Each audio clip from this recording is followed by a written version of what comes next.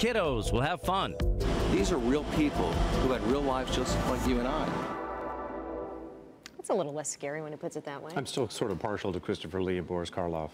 They're mummies, yeah. Okay, there you go. The highly anticipated Mummies of the World exhibition, which you saw a little there, opens to the public at the Orlando Science Center this Saturday. Fox 35's David Martin is calling it a must-see this summer. Real mummies, real science, real people. Treat yourself to fascinating history at the Mummies of the World exhibition at the Orlando Science Center. We caught up with mummy researcher Dr. Heather for a few highlights. What's the one major misconception about mummies? That they're all bandage strapped and they come from Egypt. Look at this, it's a mummified cat. It is. This cat crawled into an industrial chimney in Germany. All that hot, dry air over a period of time just preserved this kitty. Shrunken heads are real. Those two in the middle, what's the story on those, Dr. Heather? Those are actually made by shrinking the skin over and over again with hot sand, and the idea was that you could keep your enemies' heads on your belt so that you had their strength and their soul for power. This is actually the lid of a coffin of a very high-status woman, and although you can see a beard there, it's a false beard. It was not unusual for high-status women to have a false beard. These are actually from a family crypt in southern Germany. That castle that you see back there has a crypt in the basement, and so we found 5 mummies, 5 adult mummies, and possibly some children in coffins there.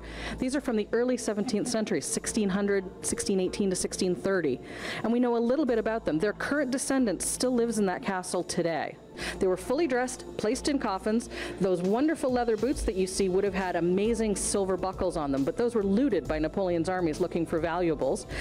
We know from studying this guy, we don't know exactly what killed him. Lots of things kill you before they leave a mark on your bones, but we do know that he had an extra bone in his lower back. This mummy is actually from an anatomical teaching collection, but at some point it disappeared from the collection and it showed up on eBay.